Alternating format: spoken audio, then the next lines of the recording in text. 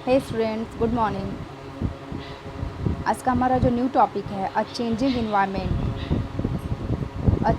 Environment. इसके पहले हम लोगों ने डेट्स, नेम एंड डेट्स के बारे में पढ़ा था और इस पर हम लोगों ने फाइंडिंग अबाउट फायर के बारे में भी पढ़ा था। ठीक है, तो आज हम नेक्स्ट आप लोगों का जो पैराग्राफ वो स्टार्ट करने जा रहे हैं अ चेंजिंग इन्वायरमेंट। देखिए, जैसे जैसे हमारा टाइम बदलता जाता है, जैसे कि टाइम है और डेट्स है, जैसे जैसे बदलते जाते हैं वैसे वैसे समय, जैसे हर एक 10 से 12 साल के बीच में एटमॉस्फेयर में, इन्वायरमेंट में कुछ ना कुछ चेंज होते हैं। ठीक है, क्यों? क्योंकि आप सभी लोग जानते हैं कि हमारी जो पृथ्वी है वो भी गति करती रहती है। तो हर 10 से 12 साल के अंतराल में हमारा जो मौसम है उसमें हल्का फुल्का परिवर्तन आता रहता है। जैसे आप ही लोग देख लीजिए, अगर हम बात करें वर्षा ऋतु की, तो पहले जून जुलाई में वर्षा स्टार्ट होती थी। ठीक है, मानसून का मौसम आता था। लेकिन अब वही जो 10-12 साल का जो अंतराल है, आप देखिए मई के लास्ट तक या फिर मई के मिड तक ही हमारा जो मानसून है वो स्टार्ट हो जाता है। ठीक है, लेकिन पहले क्या होता था, 5 जून के बाद 5 से 10 जून के बाद कभी भी हमारा जो मौसम था, वर्षा का मौसम, वो स्टार्ट होता था। तो इस तरह से हम ये देख रहे हैं कि जो हमारा इन्वायरमेंट है, जो हमारा मौसम है, वो 10 से 12 सालों पे हमेशा क्या हो रहा है, चेंज हो रहा है। चलिए, ये जो मौसम का चेंजेस है इन्वायरमेंट का, इसके बारे में हम लोग स्टार्ट करते हैं। ठीक है, हेडिंग आज फर्स्ट लाइन इसकी स्टार्ट करते हैं। अराउंड 12,000 ईयर एगो, अगर हम 12,000 वर्ष पहले की बात करें, there were major changes in the climate of the world. तो उन 12,000 वर्षों में और अब के वर्षों में बहुत सारे हमारे क्लाइमेट में चेंजेस देखने को मिले हैं। और सिर्फ हमारे ये इंडिया सब कॉन्टिनेंट पे नहीं, बल्कि हमारे पूरे वर्ल्ड में ये चेंजेस देखने को मिले हैं। With a shift of relatively warm condition, जैसे कि धीरे धीरे जो बहुत गर्म मौसम था उसमें कमी आना। ठीक है, क्यों? क्योंकि हमारी जो पृथ्वी थी वो पहले आग का एक जलता हुआ गोला थी। ठीक है, और यही वजह है कि अभी भी कभी कभी बहुत ज़्यादा ताप बढ़ जाने के कारण हमारी जो वॉल्केनो होती है उसमें विस्फोट होता है। तो ये जो पृथ्वी थी वो धीरे धीरे आग का जो गोला थी वो बहुत एक लंबे समय में एक लंबा समय अंतराल रहा है, जिसकी वजह से हमारी पृथ्वी ठंडी हुई है वर्षा के कारण, वर्षा की बूंदों के कारण। ठीक है, ठंडी हवाओं के कारण, बर्फ़ के पिघलने के कारण हमारी जो पृथ्वी है वो धीरे धीरे क्या हुई है, ठंडी हुई है। तो जो एक वार्म कंडीशन था हमारे एटमॉस्फेयर में, उसमें भी गिरावट हम लोग को देखने को मिली है। This is in many areas this led to the development of the grassland. बहुत जगहों पर एक अच्छे खासे घास के मैदान का भी विस्तार हुआ है। This in turn led to an increases in the number of deer, और इस वजह से जो जंगली जानवर हैं, जैसे कि हिरन है, एंटीलॉप है, गोट है, सीप है, कैटल है, इन वजह से ऐसे जानवरों में भी वृद्धि हुई है। Animals that survive on the grass, जब घास का मैदान विकसित हुआ है तो घास के मैदान पर जीवित रहने वाले जानवरों में भी वृद्धि देखने को मिली है। Those who hunted these animals now followed them, वो जो इन जंगली जानवरों का शिकार करते थे, learning about their food habits and their breeding seasons. तो ये जो हंटिंग करने वाले हैं, जो शिकार करने वाले लोग होते थे, जैसे कि आपको भी पता है, हमको भी पता है कि जो हमारे एंसेस्टर थे वो हंटर और गैदरर्स थे, शिकार करते थे या और भोजन का संग्रह करते थे। तो ये जो हमारे एंसेस्टर थे, ये इन जानवरों का शिकार करने के लिए सबसे पहले उन जगहों के बारे में, उनके खान पान के बारे में जानने की कोशिश करते थे, जिससे कि इन जंगली जानवरों का शिकार अच्छे से किया जा सके। देखिए, सबसे पहले तो जानवरों को पालना लोगों ने शुरू में नहीं शुरू कर दिया। बिल्कुल ऐसा नहीं है कि आप जब से जानवर हमारे एंसेस्टर हुए हैं तब से जानवर को ये पालने लगे हैं। ठीक है, कैटल ये बन गए हैं, नहीं। पहले इन लोगों ने जानवर के बारे में जाना, कौन से जानवर वाइल्ड है, कौन से डोमेस्टिक है, किनको हम पाल सकते हैं, किनको नहीं पाल सकते हैं, किन से हमको खतरा है, कौन हमारे ऊपर ज़्यादा हावी हो सकता है।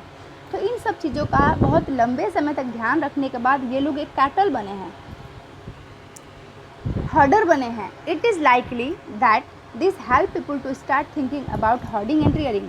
और इसी तरह से जब इन जानवरों के बारे में इन लोग खोज करने लगे हैं, जानने लगे हैं कि कौन सा जानवर क्या खाता है, कैसे रहता है, किस घास फूस पे डिपेंड रहता है, तो ये सब जानकारियाँ इन लोग को जानवरों को पालने में भी इनकी बहुत सारी सहायता की है। जैसे हर्डिंग है, रियरिंग दिस एनिमल्स है, जानवरों को पालन पोषण करना, इन सब चीज़ों में ये जानकारियाँ बहुत ही काम आई हैं। Fishing also become important. और धीरे धीरे मछली पालन भी हमारे जो एंसेस्टर थे उनके लिए एक महत्वपूर्ण व्यवसाय बन गया था। The beginning for farming and herding. खेती की शुरुआत, पशुपालन की शुरुआत कैसे होती है? देखिए, this was also a time when several grain bring grasses. ये वो समय था जिस समय बहुत सारे जो ग्रेन्स थे हमारे जो ग्रासेस थे, ग्रेन, वो घास के रूप में पैदा होते थे, इंक्लूडिंग वीट, यानी जो ये चावल गेहूँ है हम लोग का, ये भी एक घास के रूप में पैदा होता था। बार्ली है, राइस है, naturally in different part of the sub continent. मतलब प्राकृतिक रूप से घास के रूप में, नेचुरल रिसोर्स के रूप में है ये। इनको किसी ने पहले बनाया नहीं है, ये खुद उत्पन्न हुए हैं। Men and women children probably collect this grain as food. और लोग पहले ये नहीं जानते थे कि ये गेहूँ है, ये चावल है।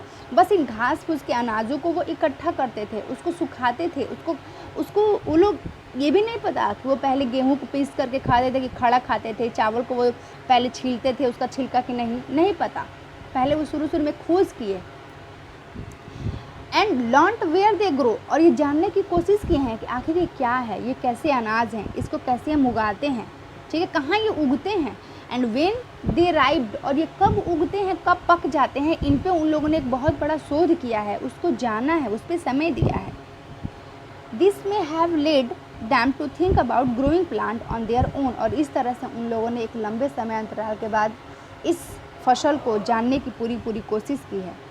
In this way people become farmer. और इस तरह से जो किसान हैं वो क्या बन जाते हैं, इस तरह से जो लोग हैं वो किसान बन जाते हैं। People could also attract and then tame animals by living food for them near their shelter. और इस तरह से ये जो हमारे पूर्वज लोग थे वो जब जंगली जानवरों का शिकार इन लोगों ने देखा कि बहुत दूर दूर तक हम लोगों को करना पड़ रहा है, तो ये लोग ऐसे फसलों को लगाना अपने आसपास के, अपने जहाँ ये रहते थे उन जगहों पे के आसपास में इन फसलों को लगाना ये शुरू कर दिए हैं, जिससे कि इनके घर के पास ही जो जानवर हैं वो खाने के लालच में इनके घर के पास ही आ जाएं, और जिससे कि बहुत अच्छे तरह से ये शिकार कर सकें। यानी जानवरों को एक आकर्षण का ये कारण बने और वो जानवर खुद चल करके हमारे पास चले आएँ। The first animal to be tamed was the wild ancestors of the dog. जो सबसे पहले जो जानवर था, जो सबसे पहले पाला गया था, वो कौन था? जंगली कुत्ता, जिसको इन लोगों ने पालतू बनाया था लोगों ने। Later people encouraged animal that were relatively gentle. और इसके बाद धीरे धीरे लोगों ने उन जानवरों को पालना शुरू कर दिया जो हमारे लिए जेंटल थे, मतलब जो हमारे लिए हार्मफुल नहीं थे। To came near and camp where they lived. और वो उन अपने कैंप के पास, यानी जहाँ लोग रहा करते थे, वो जंगली जो हमारे, देखिए शुरू में तो सभी जानवर जंगली थे, लेकिन धीरे धीरे इन लोगों ने, जब लोगों को पता चला कि ये जानवर जेंटल है, ये हार्मफुल है, तो इन जानवरों को धीरे धीरे इन लोगों ने डोमेस्टिक बनाना स्टार्ट कर दिया। This animals such as. और इन जानवरों में कौन ऐसे जानवर है जो हमारे लिए जेंटल हैं, जिनकी वजह से हमको कोई हार्म नहीं हो सकता है, जिनको हम अपने घरों में भी रख सकते हैं, उनके साथ अपना जीवन जी सकते हैं, तो वो है सिप है, गोट है, कैटल है, ठीक है, जो मवेशी होते हैं। And also the pig lived in the heard. यहाँ तक कि सुअर का पालन भी ये लोग करते थे झुंड में। And most of them are ate grass. और लगभग ये जो भी जानवर हैं ये सब घास फूस ही खाते थे। After people protected this animal from attack by the other wild animal. और धीरे धीरे लोगों ने इन जानवरों को, जंगली जानवरों से बचाना भी शुरू कर दिया। क्यों? क्योंकि ये जो जानवर हैं, देखिए अगर हम बकरी पालते हैं तो उससे हम लोग को उसका और जो बेबी है वो बढ़ेगा, उसकी संख्या बढ़ेगी, बकरी से हम लोग को दूध मिलेगा, ठीक है, तो इससे भी इन लोगों को फ़ायदा होने लगा। जब ये पीग पालते थे तो उसके मांस, उनसे बच्चे होते थे तो उनके मांस को ये खाते थे। फिर से अगर मान लीजिए सीप ये पाल रहे हैं तो सीप से ये लोग ऊन को प्रोड्यूस करते थे, ठीक है, तो इन लोगों से इनको फ़ायदा था, इसलिए ये लोग क्या करते थे, जंगली जानवरों से ऐसे जानवरों को प्रोटेक्ट करते थे। This is how they become हर्डर। और इस तरह से धीरे धीरे ये हमारे जो एंसेस्टर हैं वो हर्डर बन गए, पशुपालक बन गए, ठीक है। तो आज के लिए इतना ही रहने देते हैं बच्चों। कल इसके आगे का जो पैराग्राफ है, डोमेस्टिकेशन, पालतूपन जो है, पालन कैसे ये जो लोग होते थे हमारे पूर्वज, वो किन विशेषताओं को देख करके किसी जानवर को ये लोग डोमेस्टिक बनाते थे, पालतू बनाते थे। ठीक है, तो कुछ उस पर भी टॉपिक हैं जिनको हम लोग कल पढ़ेंगे। आज इतना ही रहने देते हैं, आज के लिए इतना ही, उसके आगे कल पढ़ेंगे। बाय बच्चों।